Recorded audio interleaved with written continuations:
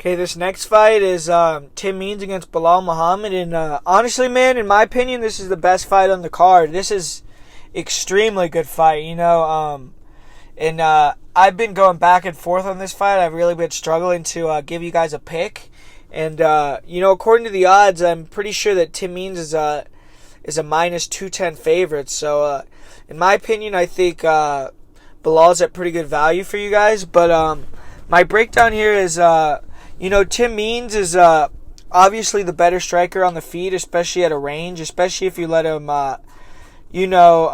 especially if you let him get in his rhythm, man. When he gets you at the end of his strikes, gets you moving backwards, he's really lethal. What he did to Habasi, I mean, that was an incredible finish, man. He was able to, keep Sabasi at the end of his strikes, land those that clean left hand, that right jab, and, get him against the cage, and then that's where he lives, man. When he can get you with your back against the cage and start getting you in that Muay Thai clinch or getting you, in a clinch position and landing those, push-off elbows, landing those sneaky elbows that he lands, you're in trouble, man. He cuts you up like fucking, like Joe, like Kenny Florian or Joe Lozon cuts people up, man. And he fucking makes it, just a brutal fight, and he'll just wear you out, man. When he sees that you're wearing down, he has the cardio to keep going, and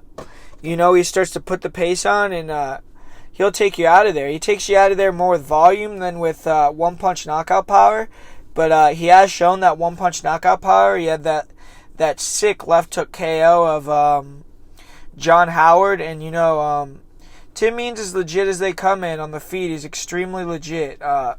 Just very composed, very accurate striker.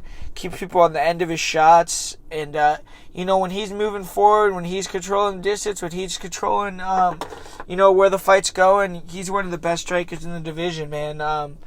He actually has started to get pretty good at, implementing an anti-grappling game where he's actually gotten pretty good at, actually changing the position and countering, getting on top with his wizard, or, countering with the wizard too. So, it really shows some improvement and involvement in his game over the years. But, he has been, way more hesitant recently in his fights. Like you said, when after the USADA violation, he came back against Hamasi and just looked incredible, was walking him down. And I think a lot of that probably has to do with the threat of the takedown from his last two opponents. He fought Alex Oliveira, and in the first fight with Alex Oliveira, he was actually, dominating. He was dominating the grappling exchanges as well, where he was, able to put Oliveira on his back, and that's actually where he landed the illegal strike. Oliveira was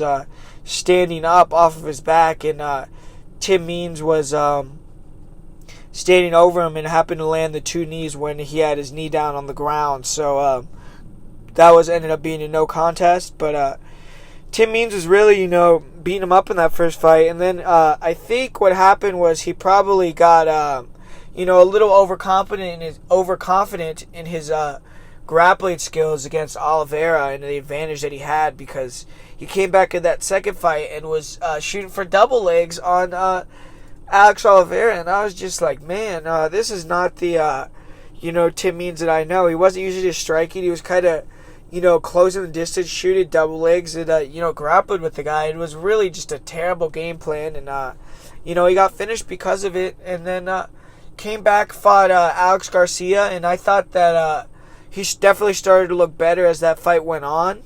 But Alex Garcia notoriously gasses, so that was also, part of it. And, he just wasn't as,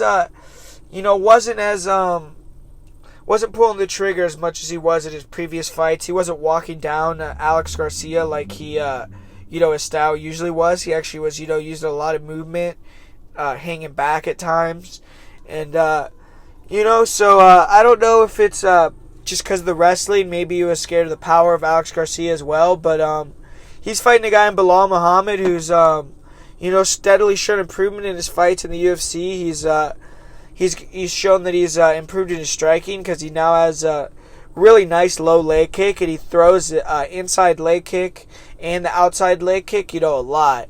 early and often, especially when he fought, who was the guy he fought before, Jordan Mean? I can't remember, but when he fought that guy, he was, really tearing up that front leg, and I think that's something that he could try to do to Tim Means, but, Tim Means actually does do a good job of checking kicks, things like that. But I think what Belal Muhammad really needs to do is get Tim Means moving backwards. Whoever is moving backwards in this fight is going to lose for sure, because Belal Muhammad has definitely shown, deficiencies in his striking moving backwards. When he was fighting Luque, he got KO'd with a clean left hand going backwards. And when he was fighting against Alan Juban, he was getting caught. And as well, he just gets caught when he's going backwards against Randy Brown as well. That was who he was tearing the front leg up, was Randy Brown. But, he was getting caught a little bit with some long strikes going backwards against Randy Brown too. And, that getting knocked out by the left hand of Vicente Luque kind of makes me a little nervous as well, because, it's hard to see. Maybe he's susceptible to getting hit with left hands. But I think that Vicente Luque, if he could really close... Belal Muhammad, if he could really close the distance and, work this at his, his boxing range, and putting Tim Means back against the cage, not having his back put against the cage, I think he could do some effective work here. Also trying to get Tim Means to the ground. And, I'm not sure, man. They both have good cardio. And I'm going to go with Belal Muhammad. I think Belal Muhammad's going to be able to, implement his grappling, hold Tim Means against the fence for long periods of time. Maybe land that leg kick quite a few times and, just wear on him and win a decision here. I think he'll win 29-28.